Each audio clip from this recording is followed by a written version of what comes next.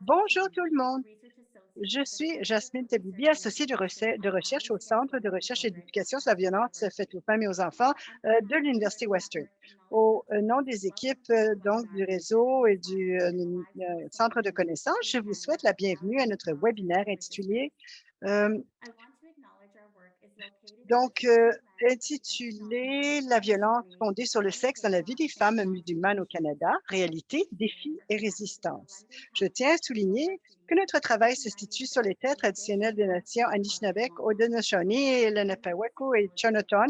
Ces terres sont liées au traité de London Township et de Sombra de 1796 ainsi qu'au wampum de l'Alliance de la cuillère de plat avec une cuillère. Nous faisons cette reconnaissance pour contrer la doctrine de la découverte et reconnaître les terres et la souveraineté autochtone. Nous reconnaissons également que de nombreux Noirs ont été violemment déplacés au Canada par le colonialisme et l'esclavage. Nous continuerons à travailler en collaboration avec les communautés pour lutter contre le colonialisme, le racisme anti-noir et d'autres formes d'oppression qui restent omniprésents au Canada. Nous sommes ravis d'être rejointes aujourd'hui par nos trois merveilleuses panélistes. Sabrina Azrak du Conseil canadien des femmes musulmanes, Yasmine Hussein du Centre de ressources musulmanes pour le soutien social et l'intégration et Yasmine Youssef de Nissa Home. Un lien vers leur bio complète sera communiqué dans la boîte de chat. Sabrine, Yasmine, voulez-vous donc allumer vos caméras? Merci beaucoup d'être avec nous aujourd'hui. J'aimerais commencer par vous inviter à nous parler un peu de chacune d'entre vous et du travail donc, que vous accomplissez. Là, on va commencer avec vous, Sabrine. Oui, absolument. Bonjour tout le monde. Alors, maintenant, je travaille avec le Conseil canadien des femmes musulmanes. Je gère le tout premier programme de coordination des services juridiques destiné spécifiquement aux femmes musulmanes au Canada. J'administre ce programme en assurant la coordination des services juridiques culturellement adaptés aux femmes musulmanes canadiennes à la recherche d'avis et de conseils juridiques. Je réponds aussi aux besoins urgents des femmes musulmanes canadiennes qui font face à donc la violence conjugale et qui ont besoin d'aide en ce sens. Et les deux programmes que je gère s'appellent le programme de coordination des services juridiques et les obstacles donc pour les femmes, les filles et les femmes qui font face à la violence conjugale. Yasmine H, parlez-nous un peu de vous. Oui, merci Jasmine. Bonjour tout le monde. Je travaille au Centre de ressources pour l'appui social et l'intégration, le MRCSSI.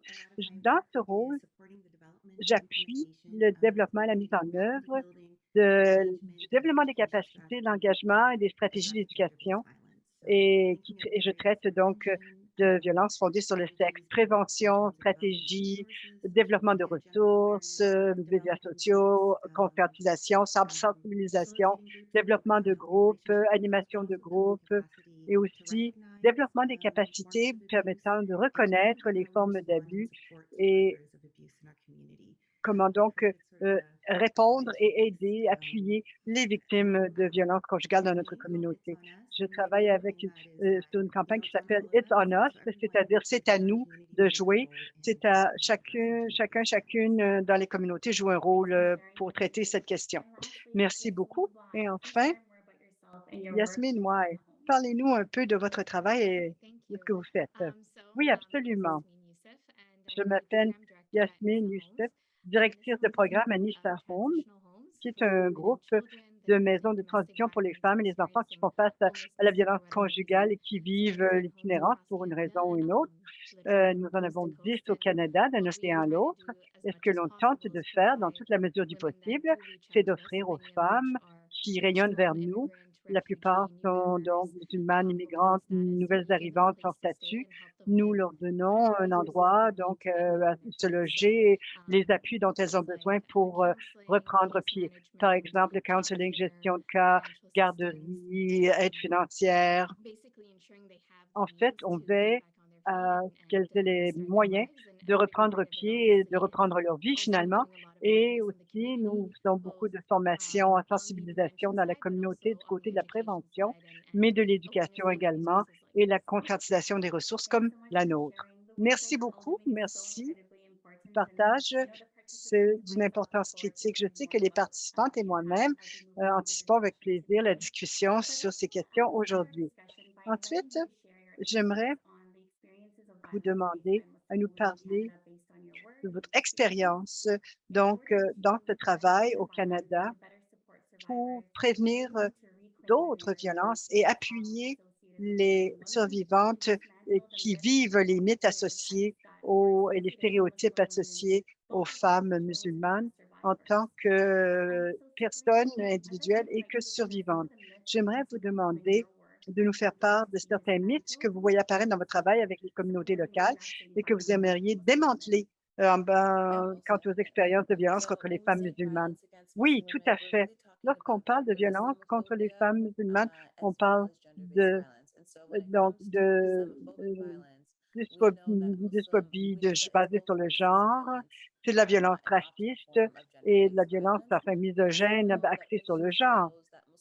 La recherche montre que les femmes musulmanes sont les cibles principales de ce type de violence, que ce soit ici ou en Europe d'ailleurs. Nous savons que l'islamophobie de genre se manifeste de plusieurs façons. La façon dont, par exemple, on vise à faire sembler les femmes musulmanes faibles, victimes. Il y a plusieurs types d'islamophobie de genre. Ça peut être structurel, donc la façon dont les agences gouvernementales fonctionnent et ça se manifeste. Alors, ça ressemble à une insécurité alimentaire, un manque de logement, de soins aux enfants, etc.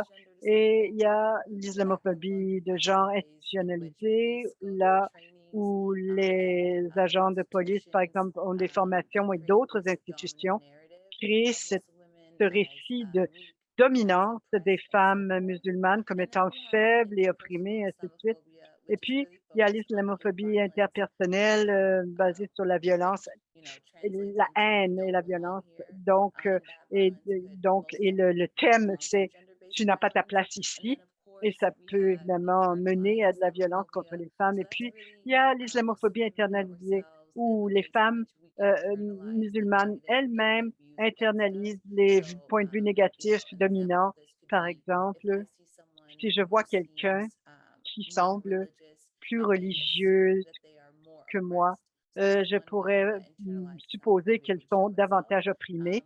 Donc, mais pour cette rencontre, nous voulons mettre l'accent sur la violence fondée sur le sexe et un mythe sur lequel je veux m'attarder, c'est ce point de vue que c'est seulement spécifique aux femmes musulmanes, alors que l'on sait que la violence fondée sur le sexe, sur le genre, se retrouve partout dans le monde, dans toutes les communautés. Et en raison du genre de la personne, peu importe son statut social euh, et ses activités, etc. Et donc, ça se retrouve dans toutes les cultures, dans toutes les religions. Et au Canada, une fois par semaine environ, une femme est tuée par son partenaire. Et il y a tant de statistiques que l'on peut mettre de l'avant.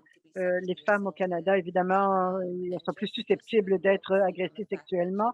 Et le fait que la violence fondée sur le sexe est prévalente dans les communautés musulmanes, comme elle l'est dans toutes les autres communautés, c'est le point que je souhaiterais souligner. Merci beaucoup, Sabrine.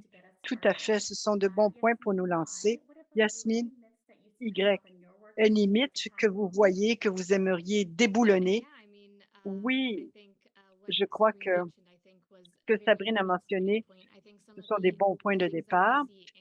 Ce que l'on voit sur le terrain avec les services que l'on offre, le concept, par exemple, que les musulmans sont homogènes, un groupe homogène qui agissent de la même manière, qui se ressemblent tous. En fait, les musulmans sont un groupe extrêmement diversifié, un des groupes les plus diversifiés au monde d'ailleurs. Tout, tout ce qu'on fait, donc les différentes sectes, les langues, nos origines, nos pays d'origine, la façon dont on pratique nos antécédents ethniques, tout cela est d'une telle diversité qu'il est bon parfois possible de généraliser, mais en fait, c'est différent pour chaque personne de manière individuelle et c'est comme ça qu'il faut aborder la chose. On traite avec chaque personne comme un être humain, peu importe, d'où cette personne provient et de quel genre elle est. Chaque personne doit être traitée, de manière équitable, de manière inclusive, avec les mêmes ressources que tous les autres et d'avoir cette conversation nous mène à mieux comprendre d'où la personne provient, quelle est sa perspective, comment mieux l'appuyer, plutôt que de dire: «Tu es musulmane, donc il faut que tu fasses ceci, cela».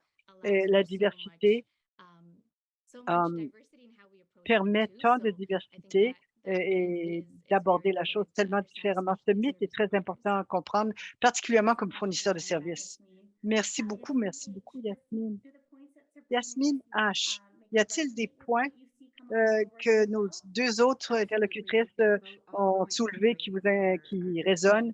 Oui, tous les points soulevés sont absolument d'une importance critique et pour revenir à ce que Sabrine a dit, lorsque j'ai commencé ce travail, il y a beaucoup donc d'aliénation, donc des autres dans les communautés donc musulmanes. Par exemple, vous vous rappelez de Stephen Harper, et de son son attitude, heu, piètre quant à la violence donc fondée sur le sexe dans les communautés musulmanes, qui donc était pire ou endémique ou naturelle dans ces communautés selon lui et ce sont des mythes qui doivent être déboulonnés parce que, cela mène à un récit selon lequel la femme musulmane est trop opprimée pour agir et que la sécurité veut dire, une disjonction par rapport à sa communauté, une séparation de sa communauté. Ce n'est pas possible, il faut, questionner cela parce qu'il y a toutes sortes de manières de créer de la sécurité et il faut respecter aussi, le droit, de regard que les femmes et les survivantes, ont et il faut aussi penser à qui travaille dans ce domaine. Lorsque le centre de ressources a été, fondé en 2009, la directrice exécutive, donc il y a eu donc, un genre de ressac quant à la possibilité pour un organisme, musulman ou axé sur, des personnes musulmanes puissent traiter donc de ces questions-là. C'est un défi que nous devons relever comme mythe. Oui, merci. Nous savons que les mythes et les stéréotypes ont un impact sur l'accès aux services et la guérison des femmes musulmanes. D'après votre expérience, quels sont les obstacles auxquels les femmes musulmanes sont confrontées lorsqu'elles cherchent à obtenir des services de soutien en cas de violence fondée sur le genre? Yasmine, je vous invite à commencer, s'il vous plaît, suite à votre travail avec le MRC, CCMW. En fait, le Conseil canadien des femmes musulmanes. Les femmes, souvent, ne sont pas conscientes des droits et des outils dont elles disposent. Lorsqu'elles sont violentées, elles, elles ont souvent des craintes, mais des craintes bien fondées également, mais aussi, il y a peu d'accès à des ressources culturellement sensibles une fois qu'elles sont divulguées en tant que victimes de violences fondées sur le genre. Elles sont aussi au sein de leur communauté, de leur famille, et cetera. Mais si on va plus loin, les femmes musulmanes, nous pratiquons l'intersectionnalité. Une femme musulmane peut aussi être immigrante, peut être une femme noire. Donc, ces obstacles sont vagues et peuvent être spécifiques, peuvent être plus spécifiques aux femmes musulmanes. Par exemple, les obstacles linguistiques, particulièrement les femmes musulmanes qui s'identifient comme des nouvelles arrivantes. C'est un manque d'informations souvent quant aux services qui luttent contre la violence faite aux femmes, qui sont accessibles, donc pour elles, qu'elle ne sait pas, qu'elle ne connaît pas.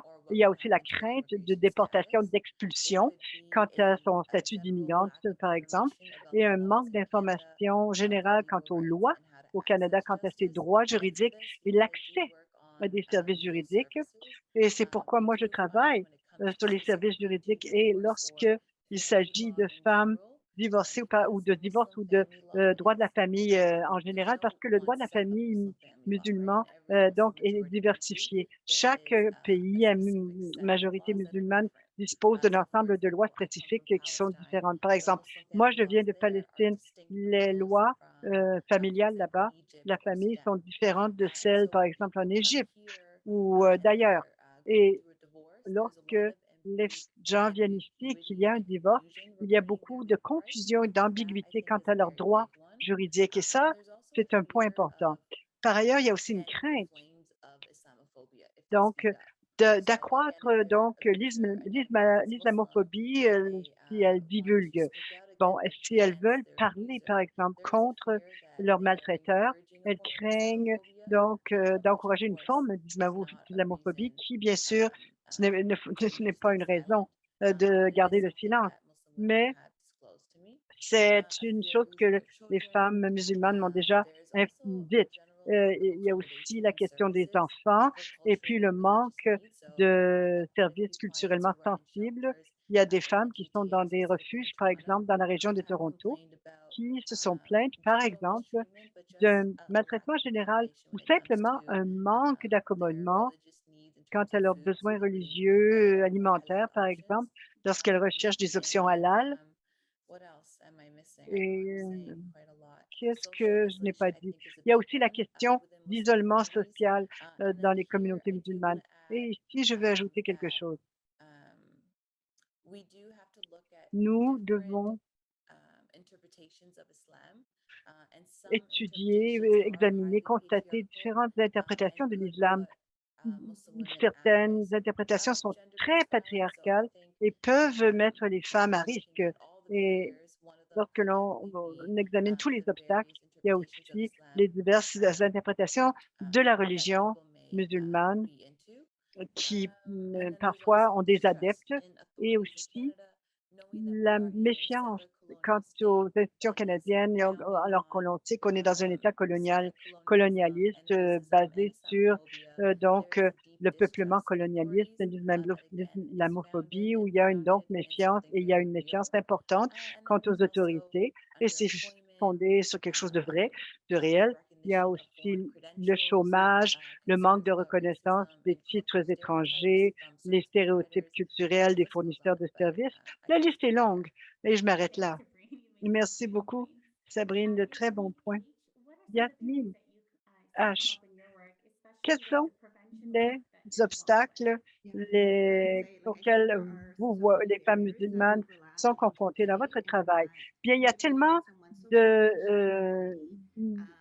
chevauchements entre divers éléments, particulièrement lorsqu'on pense à des femmes qui sont des survivantes et des approches de prévention. Je voulais vous faire part. Yasmine Youssef a dit plus tôt qu'il y avait une grande diversité dans les communautés musulmanes. Les survivantes musulmanes qui vivent la violence axée sur le genre, par exemple, dans des relations donc euh, de cœur avec donc des petits amis peuvent, par exemple, ne pas se tourner vers d'autres dans des communautés. Donc, les diverses survivantes ont différentes réalités et c'est pas la même chose, par exemple, qu'une famille mariée au niveau systémique, au niveau des institutions, au niveau des fournisseurs de services dans les communautés, au niveau individuel. Tout cela se chevauche constamment. Mon travail est beaucoup de mon travail met l'accent particulièrement sur comment nous créons la sécurité, donc, et en mettant l'accent sur le fait que chaque communauté a des normes. Lorsqu'on parle de mythes, lorsqu'on intègre donc la violence fondée sur le sexe dans les communautés musulmanes à la communauté musulmane, lorsqu'il y avait des amalgames, bon, on pense que nous avons des valeurs culturelles et des normes différentes des autres, que nos valeurs, tandis que d'autres ont de la culture, des cultures différentes et que les nôtres sont problématiques. Toute violence est basée, trouve ses racines dans les cultures et les normes. Et peu importe la communauté, Alors, les normes peuvent être positives pour créer la sécurité pour les femmes ou des obstacles à la divulgation et à la sécurité. Et ces normes et ces valeurs existent dans toutes les communautés. Alors, la prévention que l'on fait, c'est comment donc la maltraitance est normalisée. Qu'est-ce que c'est que blâmer une victime dans notre communauté? De quoi ça a l'air? Comment ça s'exprime dans notre communauté? Et ça s'exprime différemment dans chaque communauté.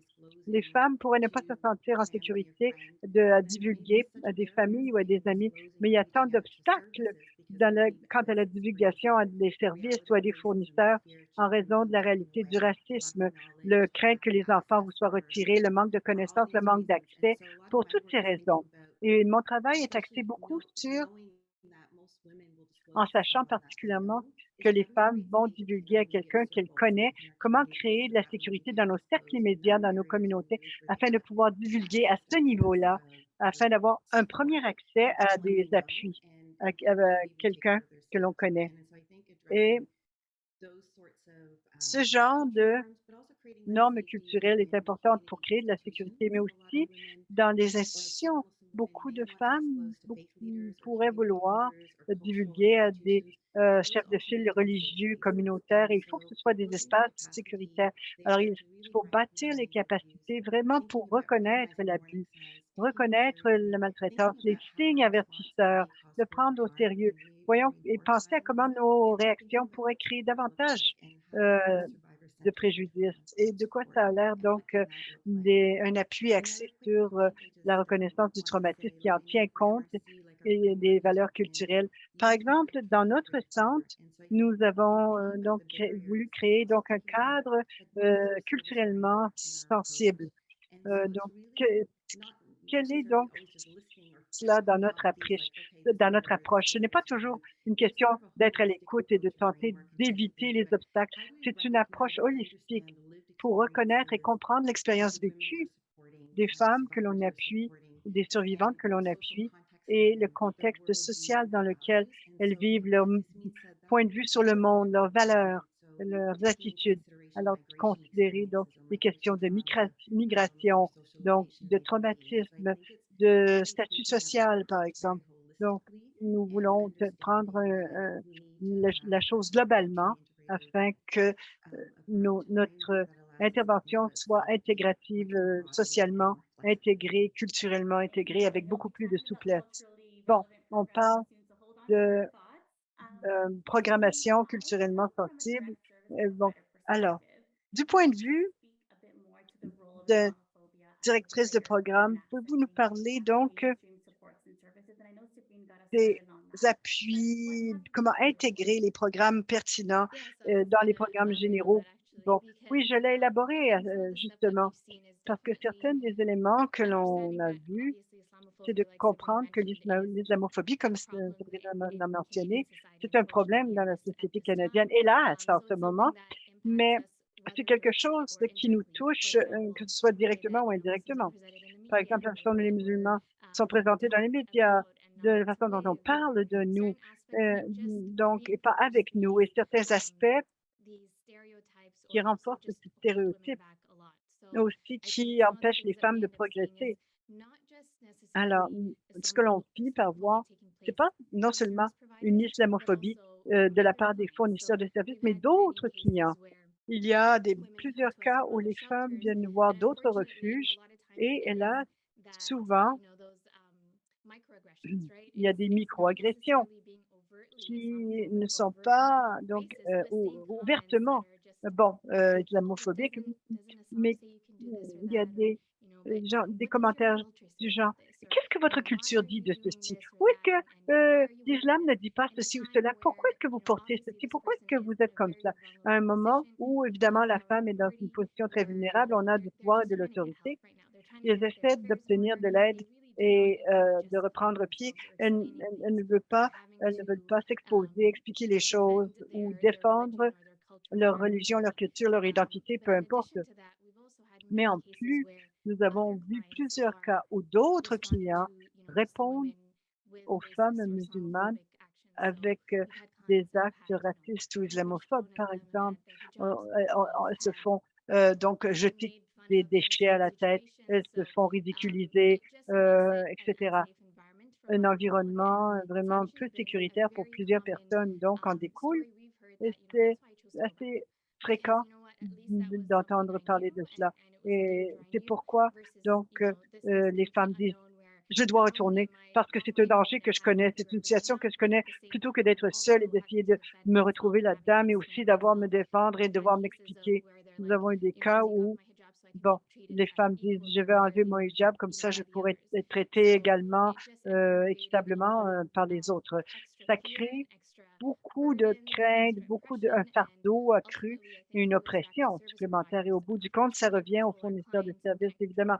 On ne peut contrôler nos clients et les autres personnes, mais lorsque nous abordons la chose du point de vue de nos politiques, si vous acceptez nos services, voici les politiques, auxquelles nous tenons et évidemment, je ne veux pas seulement parler des politiques parce que nous traitons avec des clients qui nous devons les aborder du point de vue de la réduction de cette dynamique de puissance et lorsqu'on met l'accent sur les règles, les politiques, ça crée aussi un environnement rempli d'appréhension. Donc souvent, c'est simplement d'avoir ces discussions, de parler du racisme, parler de l'islamophobie.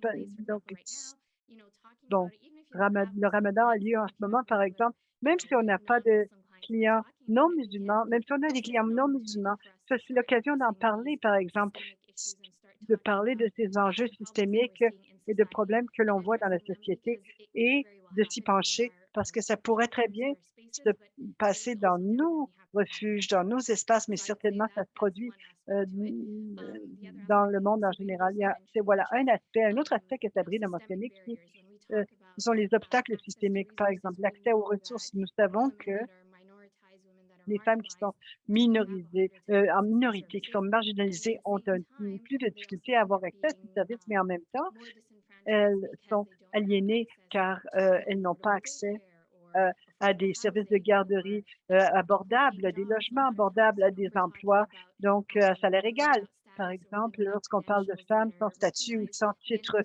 sans diplôme, elles finissent par, prendre des emplois précaires, à salaire minimum, sans sécurité d'emploi, sans, congés payés et lorsqu'on parle d'une femme qui vit avec, un agresseur et qui a quitté ou peut-être elle est seule, elle est avec ses enfants et c'est elle, mais qui maintenant vit ces cycles de pauvreté et d'oppression et nous savons encore une fois que ça a un effet, ces obstacles systémiques sur tout le monde et ça finit par toucher davantage les femmes qui sont marginalisées, qui sont racialisées, donc davantage. Ça revient à des enjeux systémiques, à de l'islamophobie systémique, même dans cette sphère-là et quant à cette question, le concept du fait que plusieurs femmes sentent la pression, hem, elles ne veulent pas, par exemple, répondre aux stéréotypes des femmes musulmanes. Je ne vais pas leur dire que j'ai été violentée. Ben souvent, les femmes qui viennent de minorités ne sont pas prises autant au sérieux d'un côté et par ailleurs, parfois, elles sont traitées plus sévèrement. Donc, par exemple, dans l'aide à l'enfance, les services d'aide à l'enfance, c'est plus fréquent que l'on leur retire leurs enfants en raison d'enjeux, peu importants et j'en parlerai un peu plus tard, mais le point que j'essaie de soulever, c'est que souvent, dans ces situations, ce qui se produit, c'est que plusieurs femmes musulmanes, pensent on pense qu'elles, donc demandent, des traitements préférentiels. Elles ne veulent pas avoir l'air de demander des traitements préférentiels ou elles ne veulent pas se distinguer en mangeant plus tard parce que c'est le ramadan ou peu importe. Elles, estiment devoir demander trop ou avoir l'air de trop demander. Mais en tant que fournisseur de services, comment veiller à ce que cette conversation se produise dans votre groupe, dans votre personnel, avec, vos collègues de travail, votre représentation au sein de votre personnel.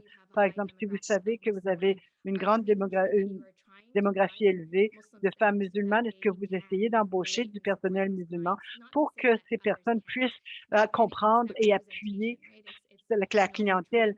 C'est pas tout le monde évidemment, mais si on veut appuyer cette démographie, il faut, les comprendre et personne ne les comprend aussi bien que quelqu'un qui provient de cette démographie. Mais encore une fois, ce que j'essaie de soulever, Fait qu'il y a beaucoup à dire là-dessus, mais Heu, la l'idée, c'est de ne pas faire sentir que la personne demande un traitement préférentiel ou qu'elle demande beaucoup, parce qu'on parle de femmes musulmanes, mais une fois que l'on a cette perspective, bon, nous sommes ici pour être équitables, inclusifs pour tous et toutes, peu importe d'où vient cette personne, quelle est sa religion, c'est une approche, c'est une attitude, un cadre que l'on doit mettre en place pour aborder tous les clients, toutes les clientes. C'est pas un modèle ou donc à guichet unique, chacune ne vient pas de la même manière, chacune est différente et de bien des manières.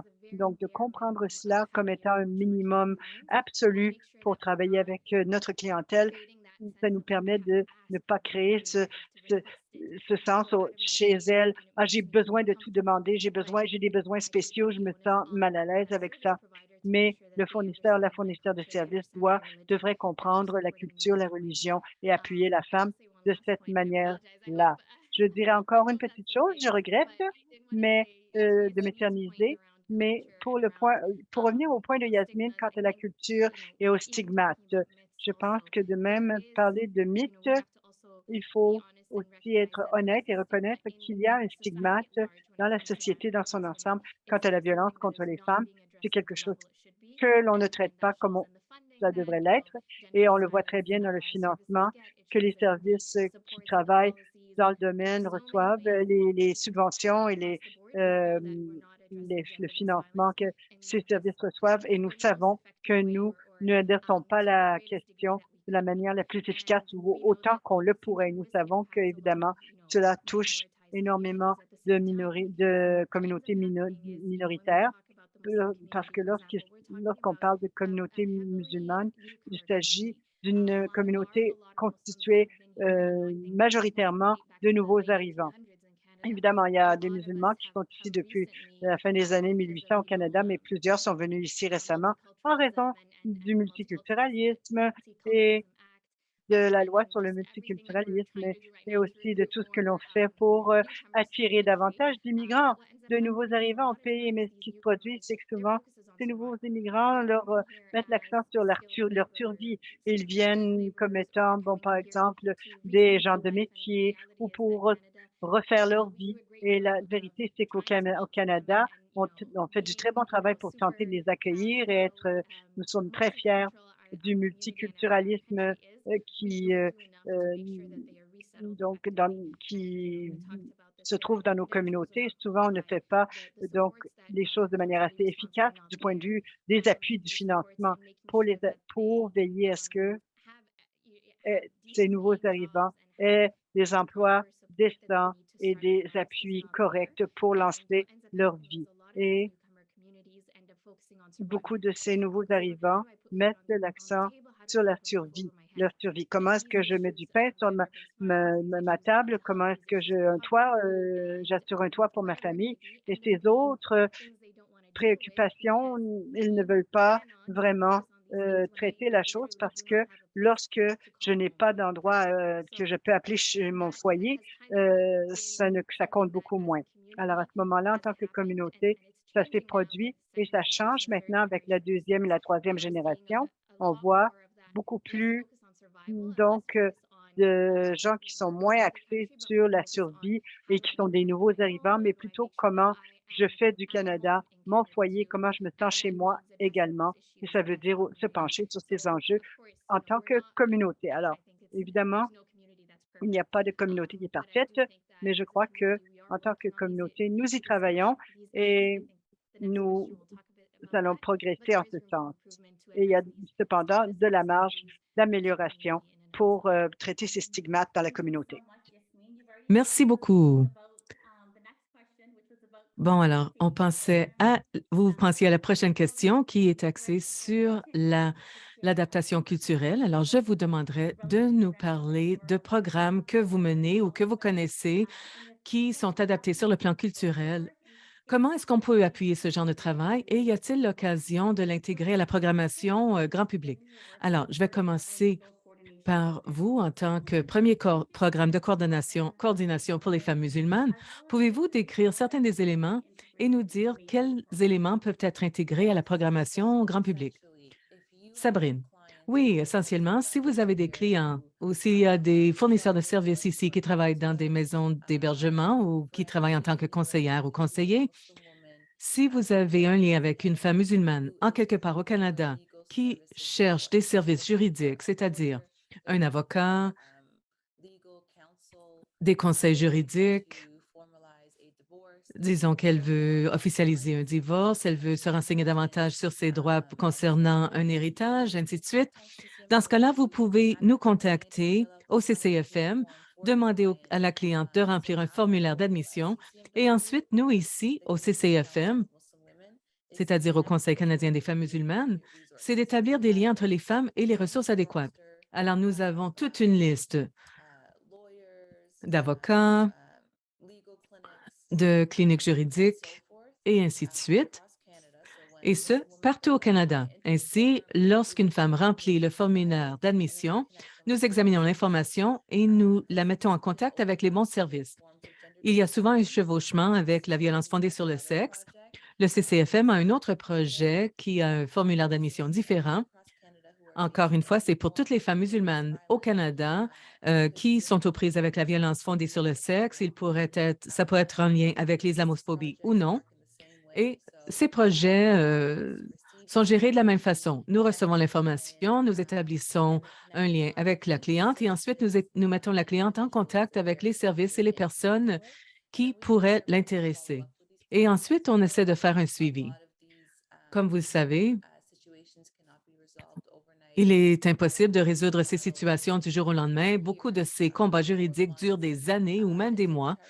Alors, nous essayons de faire un suivi auprès des clientes au mieux de autant qu'on le peut. Nous essayons d'être centrés sur les survivantes, centrés sur les clientes. Souvent, on leur demande qu'est-ce que vous voulez lorsqu'il s'agit de la violence fondée sur le sexe ou la violence islamophobe. Eh bien, souvent, l'autonomie de la femme lui est enlevée. Alors, il est important pour nous, en tant que fournisseurs de services, qui faisons la coordination des services, de faire en sorte d'assurer l'autonomisation des femmes et de leur permettre de choisir l'orientation voulue. Et lorsqu'elles désirent arrêter ou suspendre les services, c'est-à-dire parfois, il y a des clientes qui vont dire, non, ça va pour moi, je ne veux m'arrêter ici. Et plus tard, elles reviennent et disent, OK, je suis prête à poursuivre. Alors, dans ce cas-là, on essaie de notre mieux d'être centré sur la cliente. Ces deux projets auprès du CCFM sont excellents. Ensuite, il y a aussi des organisations comme la Clinique juridique du Sud-Est asiatique de l'Ontario qui offre des services juridiques aux Ontariens et Ontariennes à faible revenu qui s'identifient comme étant asiatiques du Sud. Ils appuient les femmes qui sont aux prises avec des problèmes d'immigration, d'emploi, de logement, etc. Ensuite, il y a aussi la clinique Barbara Schiffer qui offre des soutiens juridiques ainsi que du counseling, qui offre aussi des services d'interprétation aux survivantes de la violence. Et nous avons une relation officielle avec ce centre. Nous envoyons des clientes à cette clinique, Barbara Schiffer, assez régulièrement. Et il y a aussi d'autres cliniques qui pourraient aider. Alors, je m'arrête là. Merci, Sabrine. Nous avons partagé les liens que vous avez mentionnés dans la boîte de clavardage. Alors, vous pouvez cliquer sur ces liens. Alors, Yasmine H., je sais que vous faites beaucoup de travail novateur en ce qui s'agit du travail avec les femmes. Pouvez-vous en parler? Oui. Alors, c'est le travail de notre directeur général qui pense à la réaction sécuritaire aux familles. Comme je l'ai mentionné auparavant, il s'agit de changer la façon dont on perçoit la survie et la sécurité des survivantes et qu'on l'on pense à la façon dont on peut établir des stratégies. Et ça doit s'étendre sur tout le continuum des soins, le travail d'intervention précoce et le travail d'urgence. Je vais parler de chacun de ces piliers. Il faut aussi penser à l'importance de la réponse des services.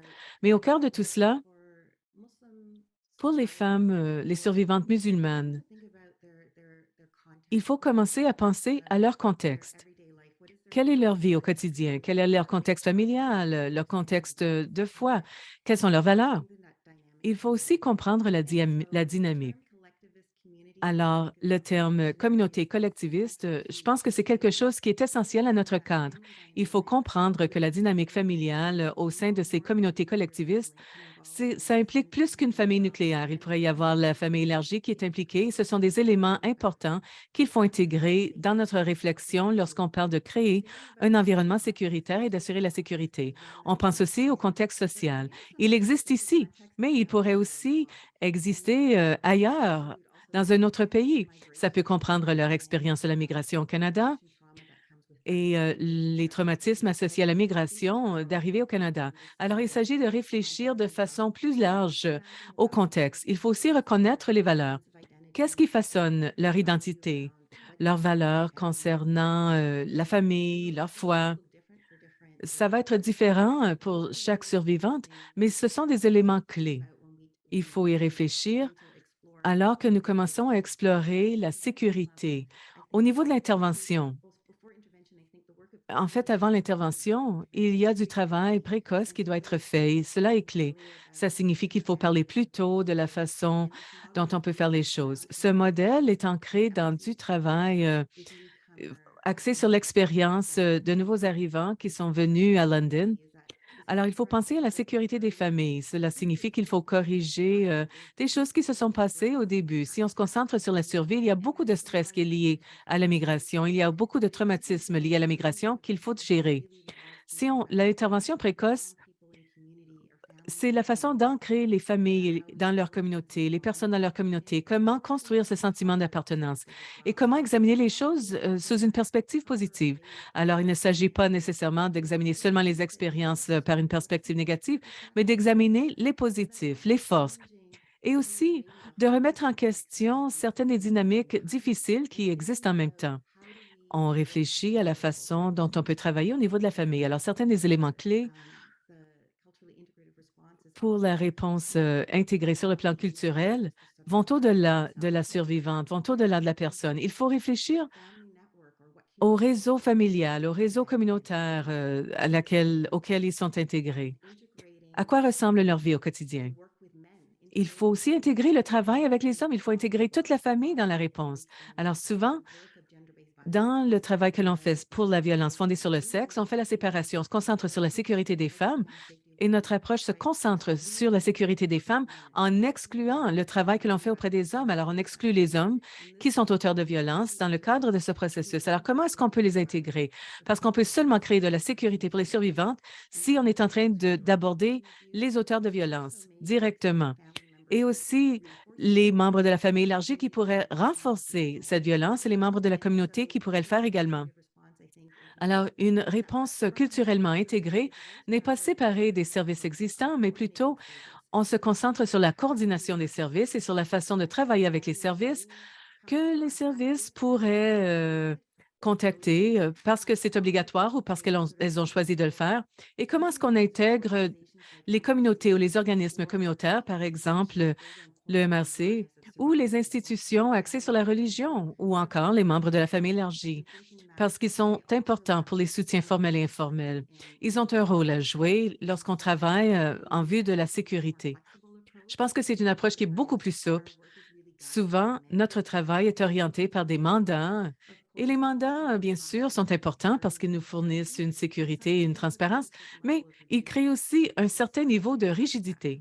Alors, il faut penser à la façon de pouvoir étirer les choses et de vraiment travailler pour satisfaire aux besoins de la personne dans le moment et penser à qui devrait être impliqué. Il y a des facteurs de protection lorsqu'on pense au réseau communautaire informel. Alors, beaucoup du travail fait au sein du MRC, c'est de la façon de coordonner la réponse. Alors, une partie de la réponse, c'est de renforcer la réponse coordonnée à London. Nous avons des partenaires clés, par exemple les centres de femmes, la Société d'aide à l'enfance. Ce sont des partenaires de MRC depuis des années. Et maintenant, j'ai mes collègues, Mohamed et Abir Al-Jiman, qui font du travail et qui essaient de prendre un modèle et de l'intégrer à d'autres communautés. Par exemple, Ottawa, Kitchener-Waterloo ont aussi commencé à explorer la réponse de sécurité familiale culturellement intégrée. Alors, il y a une coordination qui se fait entre les organisations qui sont impliquées dans la lutte contre la violence et on pense aussi à certaines des communautés culturelles locales qui cherchent à aborder des problèmes liés à la violence violence fondée sur le sexe ou la violence familiale. Il faut commencer à renforcer des liens, il faut commencer à avoir les conversations et renforcer une réponse axée sur la capacité communautaire. C'est une des choses. Je pense qu'il y a aussi un élément de prévention, mais j'aimerais donner le temps à Yasmine de parler également. Merci, Yasmine. J'aime beaucoup le point que vous avez soulevé concernant l'approche culturellement intégrée, la façon d'assurer la sécurité des survivantes et comment on peut s'assurer de garder des personnes de soutien dans leur vie. Je sais que vous avez parlé des programmes culturellement intégrés que vous faites à la maison, mais est-ce que ce serait possible de parler davantage de la programmation?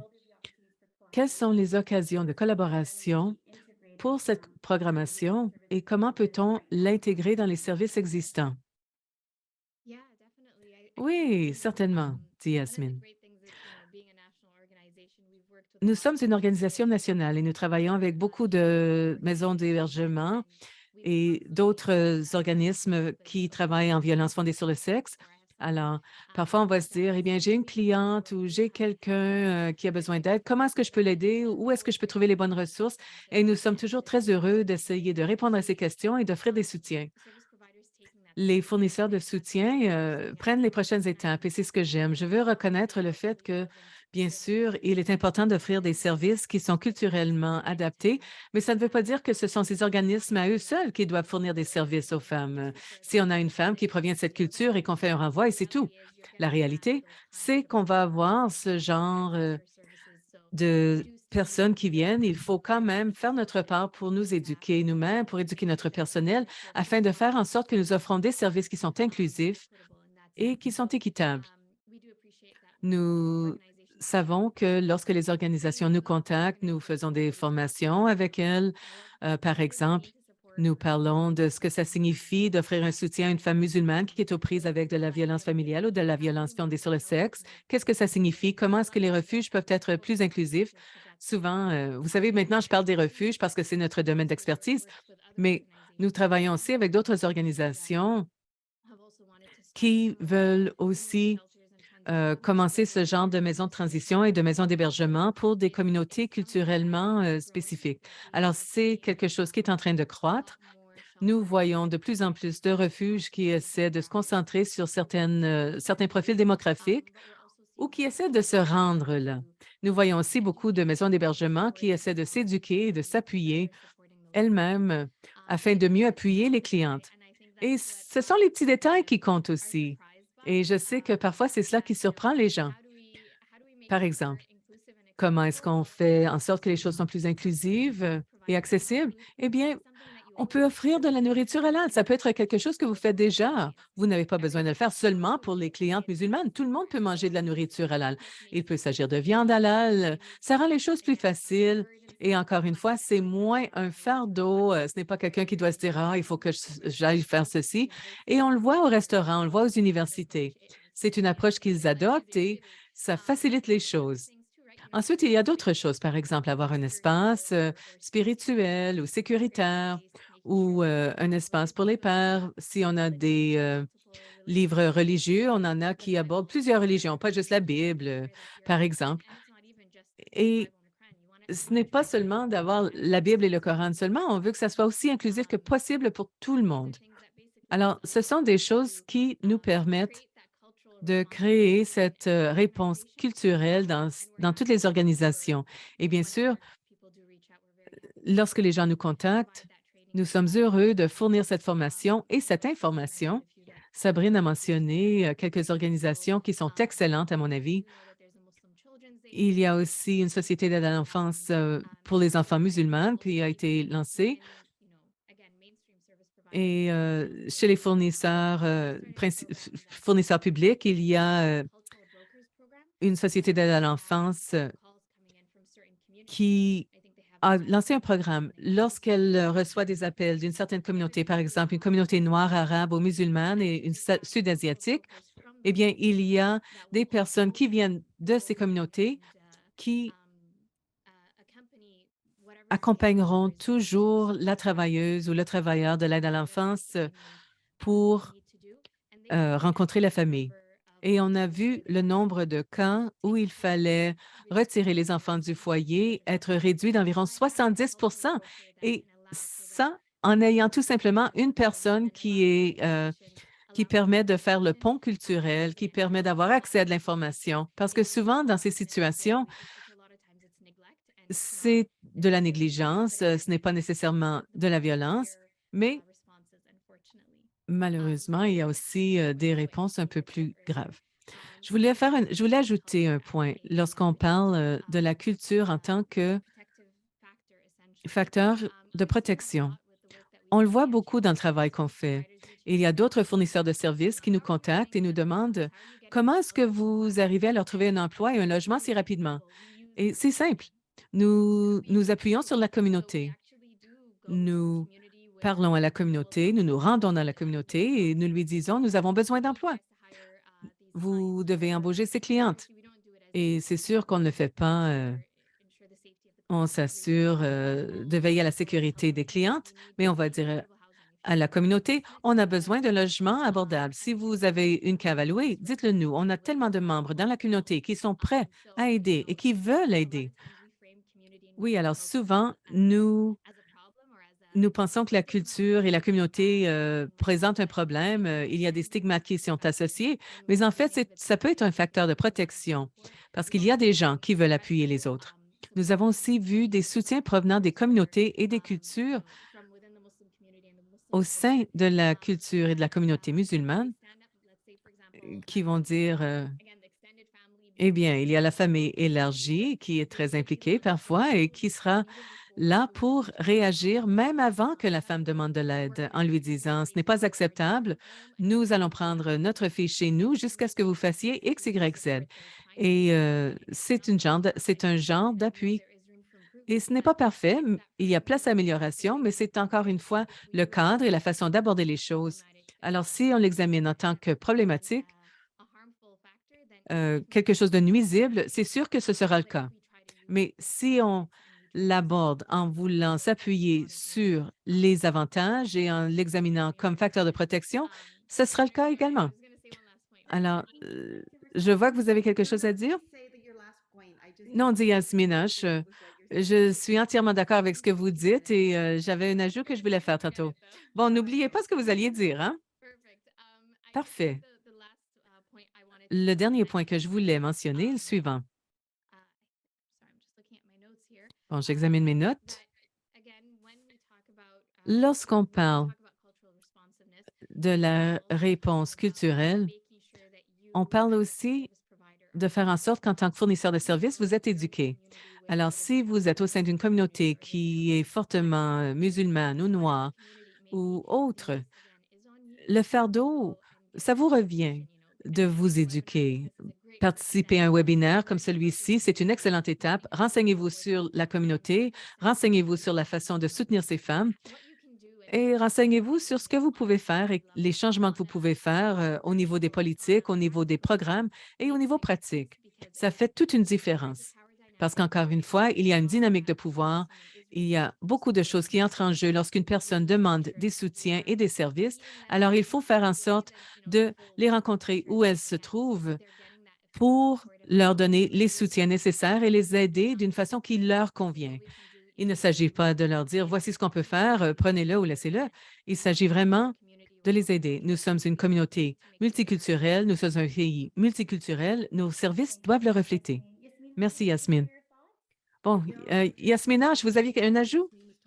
Eh bien, quand Yasmine parlait tantôt, j'ai pensé que souvent, on pense que les différentes fois sont un négatif, sont un obstacle. Alors, je pense à ces mythes et à ces suppositions dont on a parlé.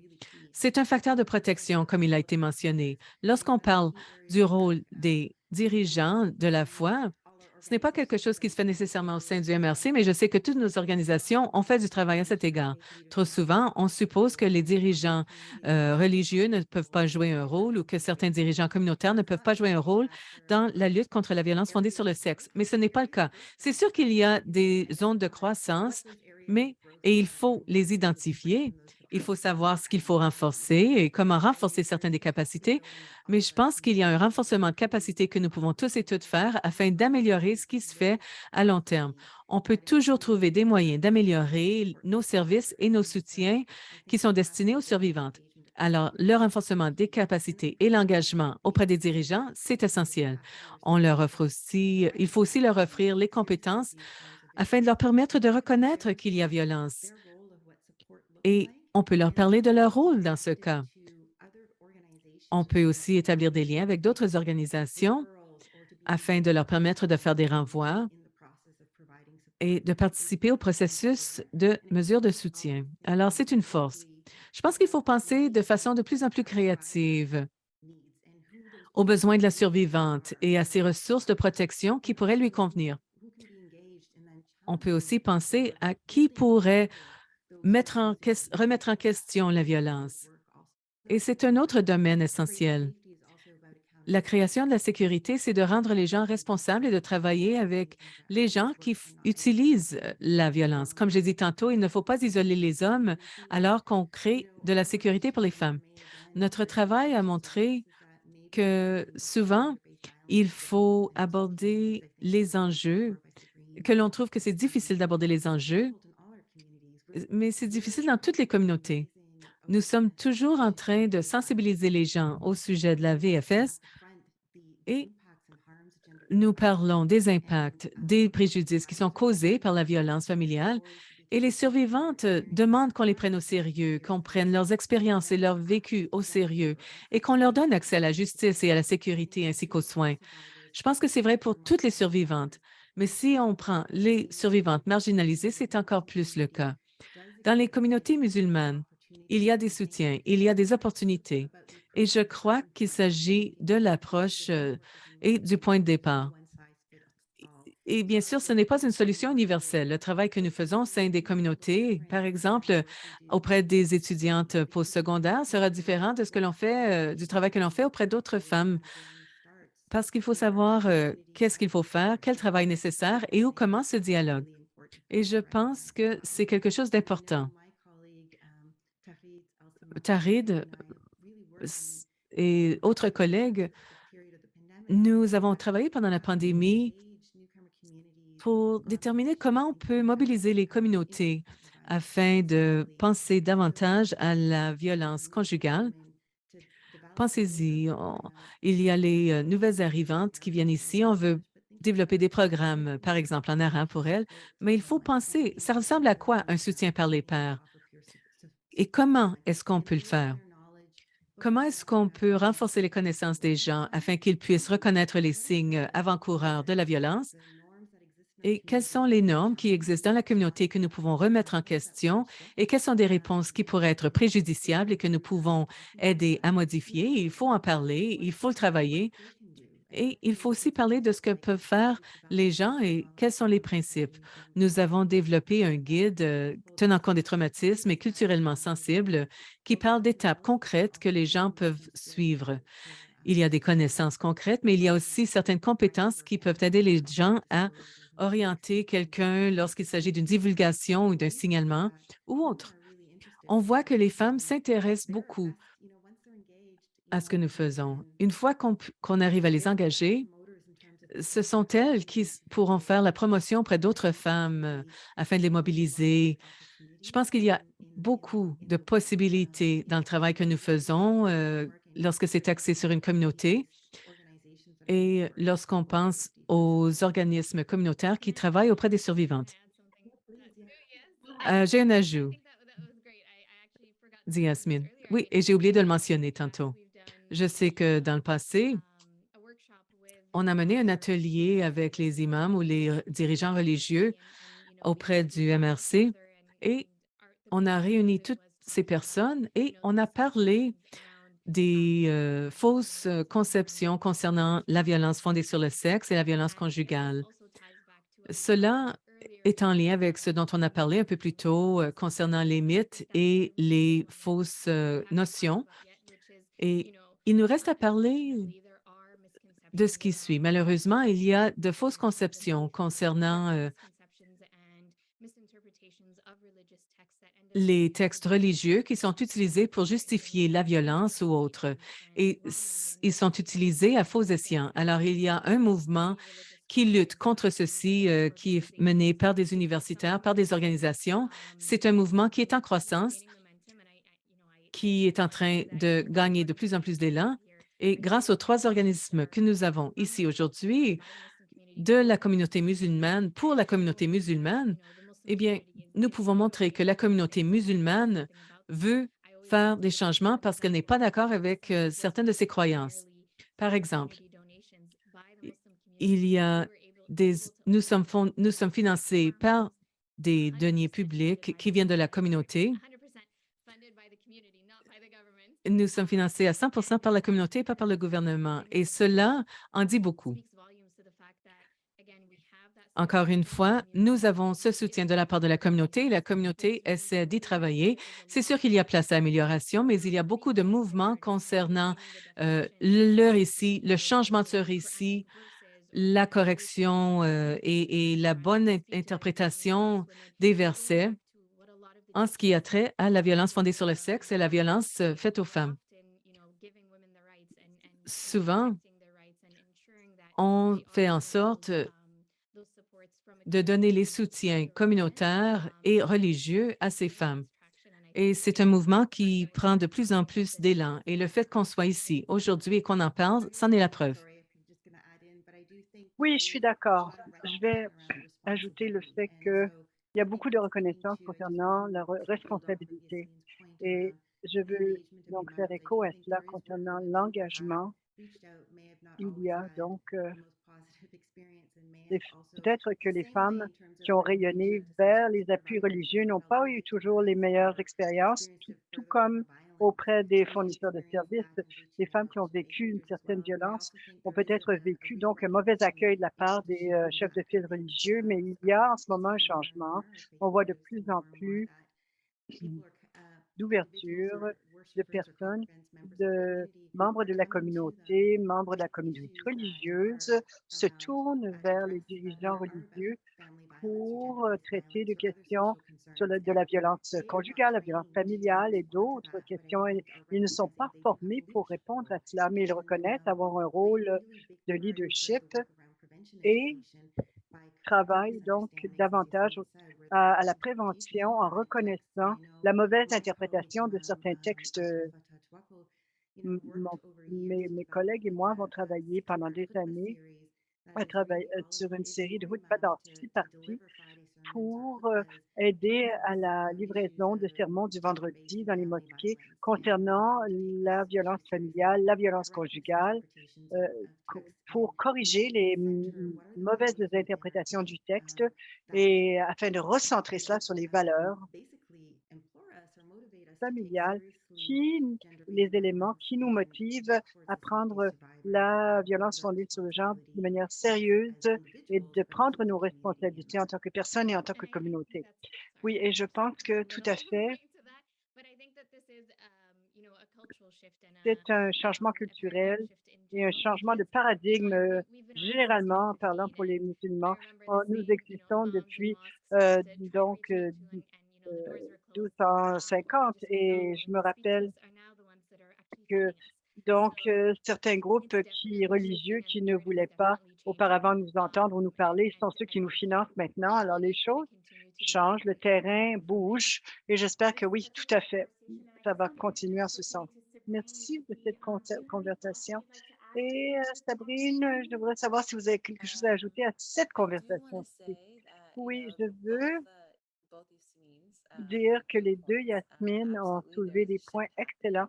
Il y a véritablement un mouvement et on parle d'une mauvaise interprétation des textes islamiques, mais je pense qu'il y a certaines interprétations traditionnelles et je crois qu'on en a parlé dans une des questions, le verset 4:34, où l'on parle de violence donc conjugale et de polygamie, où il y a des interprétations qui sont interprétées comme étant traditionnelles ou hautement conservatrices, qui pourraient encourager ou faciliter certaines formes au moins de maltraitance. Euh, je sais que chez les femmes Yafika, nous avons travaillé avec le docteur Nabil Beda qui a écrit un article sur une interprétation différente du verset. Je crois que c'est 434, mais il est important de mentionner que il y a des imams que nous avons tenté donc de rejoindre qui n'étaient pas intéressés et vous avez tout à fait raison, toutes les deux, nos deux Yasmine, qu'il y a eu un changement et ces mêmes imams qui nous réfutaient, qui refusaient de nous parler sont maintenant donc là dans nos efforts, font partie des efforts de la communauté. Il y a encore plusieurs que nous devons rejoindre car il y a une certaine interprétation de l'islam qui pourrait ne pas être le plus utile pour les femmes qui vivent diverses formes de violence. Merci Sabrine. Et cela nous amène à la fin de la portion donc de discussion en panel. Il y a beaucoup de questions qui ont été posées par les participants. Mon collègue Abri va se joindre à moi. Fabri, est-ce que tu es là? Est-ce que tu peux poser la première question, s'il te plaît? Sabri. Oui, merci Sabri. Alors, première question. Est-ce que vous pouvez recommander des manières par lesquelles les travailleurs sociaux et les autres fournisseurs de services peuvent refléter quant à leur propre islamophobie internalisée, leurs propres attitudes? Je pourrais me lancer. Je pense que de mon côté, un des éléments principaux, enfin, il y a deux éléments par lesquels on peut répondre à cette question. Le fait que que vous posiez la question, c'est un très bon début. La meilleure chose à faire, c'est de trouver des ressources d'information. Il n'y a pas de questionnaire qui va vous dire, oui, vous êtes biaisé, vous avez un préjudice, vous avez un racisme internalisé. Non, la meilleure façon, c'est d'accéder à des ressources, à de l'information, des ressources qui permettent de vous éclairer. Il y a tant de ressources disponibles, tout est vraiment disponible au bout des doigts sur Internet. Il faut évidemment être conscient du type d'information que l'on reçoit sur Internet, mais c'est un premier point. Et de tenir ces conversations, je crois que c'est la deuxième chose, de tenir ces conversations avec vos collègues, vos amis, vos familles, tenir ces conversations avec des gens qui ne vous ressemblent pas, qui parlent différemment, qui viennent d'ailleurs, tenir ces conversations afin d'avoir une meilleure compréhension de quelle est leur expérience vécue, quels sont les défis auxquels ils font face, d'aborder la chose de ce point de vue que vous voulez apprendre, mais aussi vous devez faire vos propres recherches. Il ne s'agit pas simplement de dire: «Ah, raconte-moi tout sur ta culture» et non, c'est pas, donc il ne incombe à personne de vous informer. Alors peut-être vous pouvez dire: «J'ai lu là-dessus, qu'est-ce que vous en pensez? Qu'en pensez-vous? Est-ce que vous pouvez me diriger vers, d'autres ressources, d'autres informations?» et surtout d'aborder les choses du point de vue culturellement humble. Bon, on ne s'attend pas à ce que vous connaissiez tout, mais que vous disiez, que vous sachiez que personne n'est supérieur à un autre et d'être là comme camarade, comme collègue pour appuyer donc ma clientèle et ceux qui me demandent leur appui de la meilleure façon possible. Je crois que j'espère que ça répond à la question, mais à mon avis, c'est le premier point de départ. Merci, Yasmine. Sabrine n'est plus avec nous. Sa connexion n'était pas assez solide. Euh, alors, Yasmine, Sabrine, voulez-vous continuer là-dessus? La question, peut-on recommander des manières par lesquelles les intervenantes, les fournisseurs de services peuvent refléter sur leurs propres attitudes internalisées, bon, et de l'amophobie? Alors, vous pourriez vous poser rapidement votre organisation. Est-ce que vos politiques, vos programmes, vos pratiques les fournitures de services sont appropriées pour les femmes et les filles musulmanes qui font face à la violence conjugale? Est-ce qu'on exclut, on crée des obstacles pour les femmes musulmanes qui vivent la violence fondée sur le genre?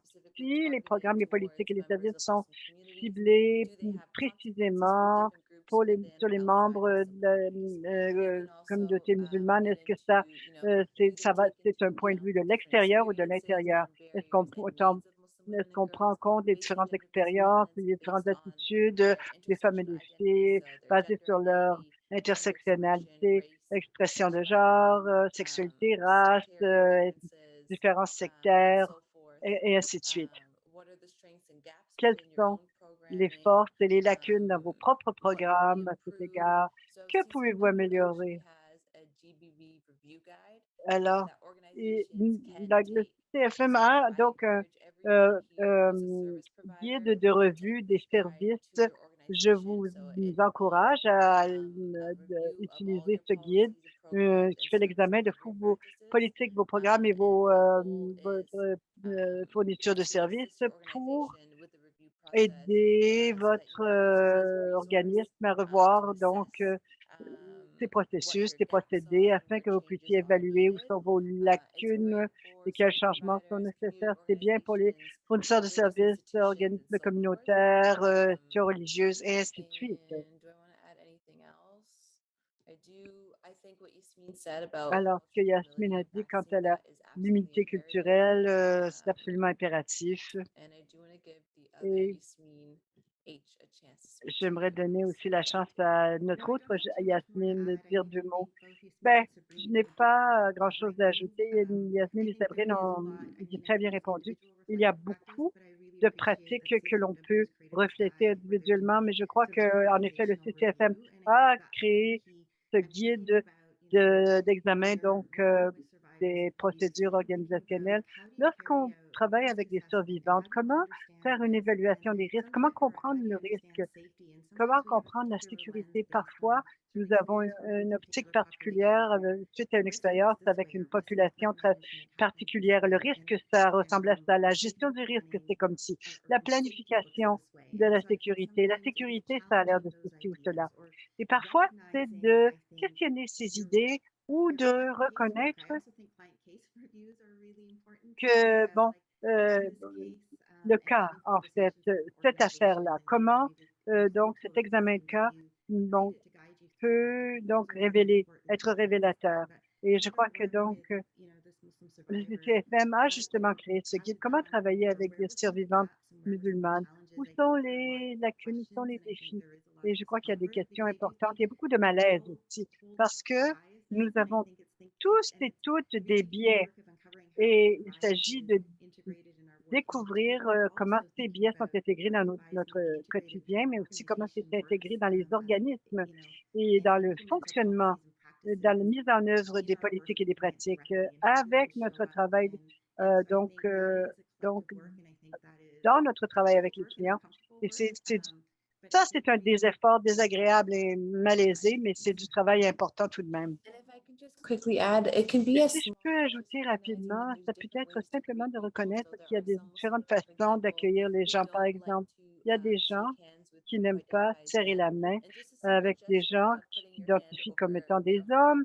Alors, simplement de mettre la main sur le cœur peut offrir une confiance et une compréhension. Prochaine question. Dans quelle mesure est-ce que des questions de garde et de solutions aux questions de droit familial peuvent trouver donc réponse dans les communautés religieuses islamiques au Canada, dans le contexte de la violence familiale par rapport au contexte conventionnel canadien? Bonne question. Au CCFM, nous travaillons avec des érudits et des avocats et nous avons pris la décision selon laquelle nous croyons que de mettre l'accent principalement sur le droit familial canadien, c'est la meilleure façon de veiller à avoir l'accès le meilleur à la justice. Nous sommes conscients des lacunes au sein du système de justice canadien et qu'il y a des obstacles importants à l'accès à la justice, mais nous croyons que lorsque nous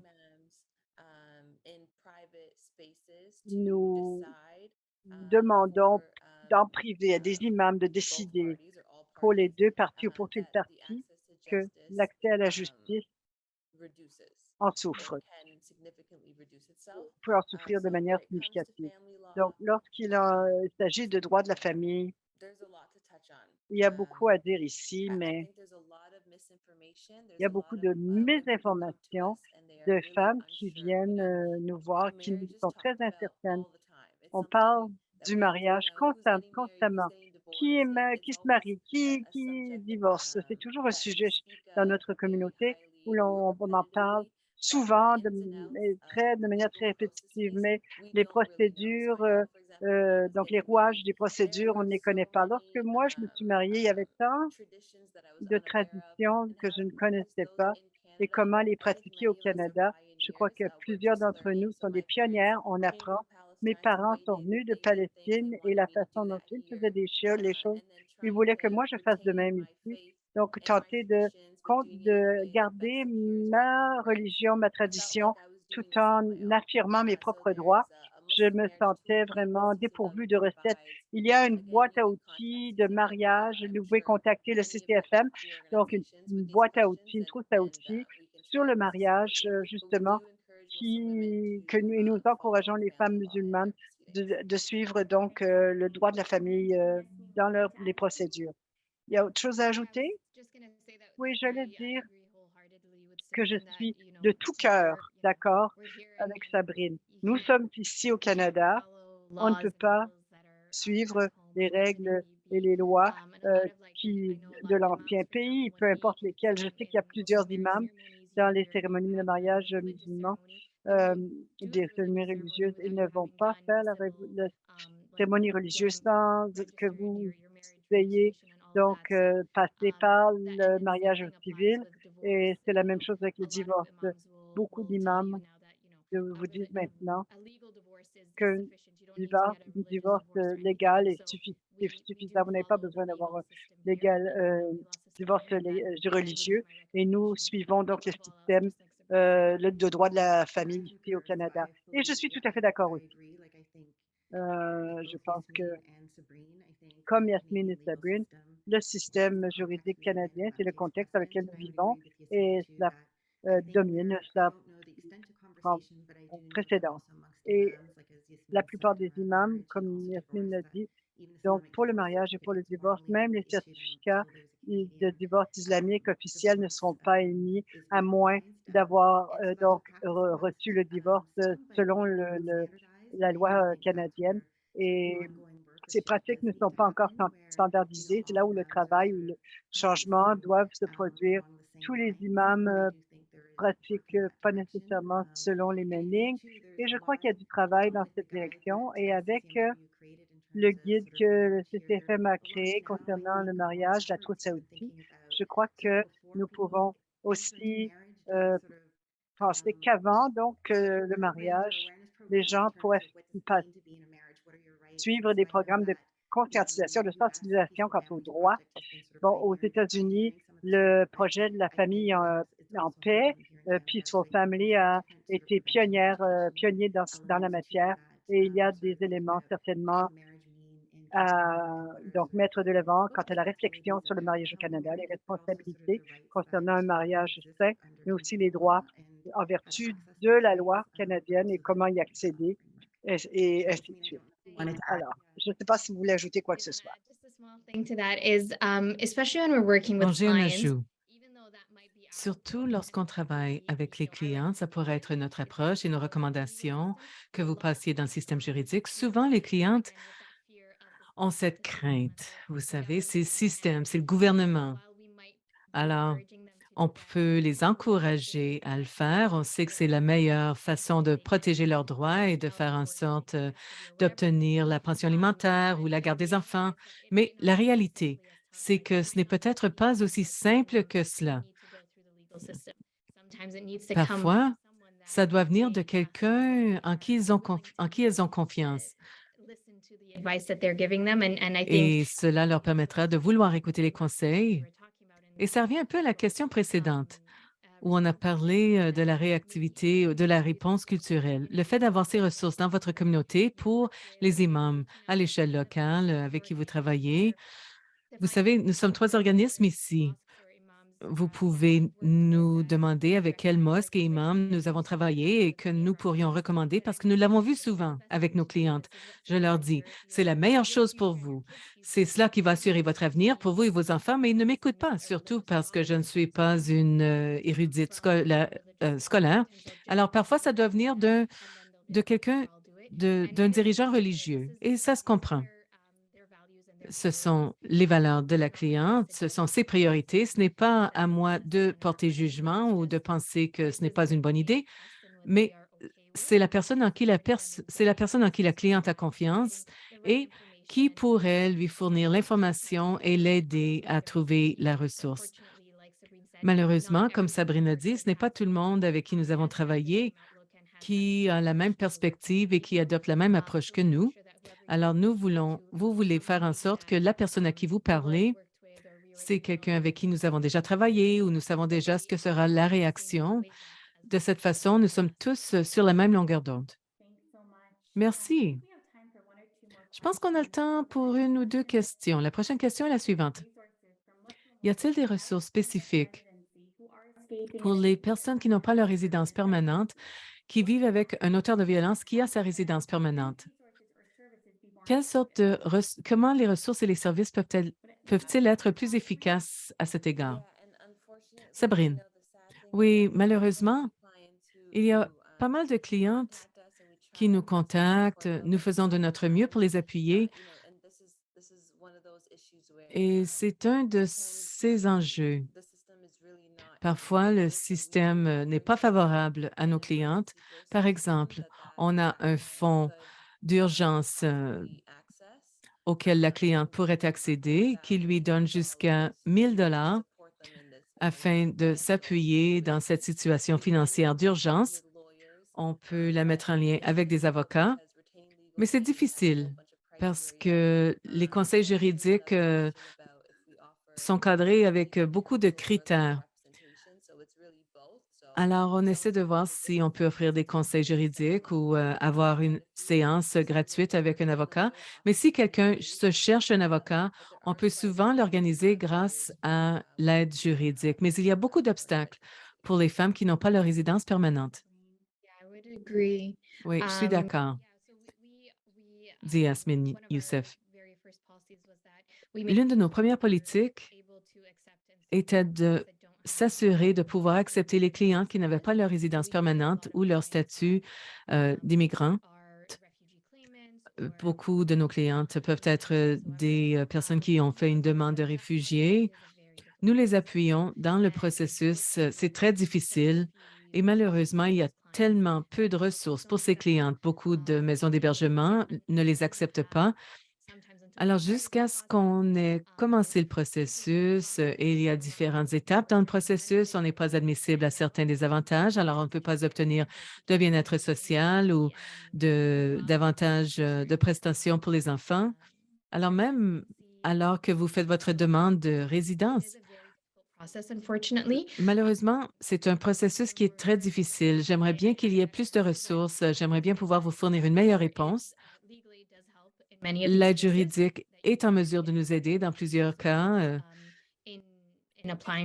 et souvent peut aider la cliente à faire une demande de réfugié pour des motifs de compassion, mais c'est probablement l'une des situations les plus difficiles. La femme, ça pourrait durer jusqu'à 1 an si la femme est chanceuse ou même plus. La femme ne peut pas travailler, n'est pas autorisée à travailler, n'est pas autorisée à recevoir de l'aide du gouvernement. Elle est censée survivre, mais on ne sait pas comment.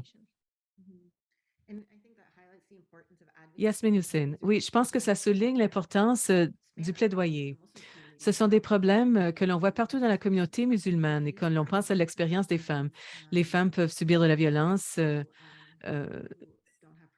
et il y a des femmes provenant de différentes religions, qui ont différents antécédents, qui sont aux prises avec la violence mais qui n'ont pas accès à ces services.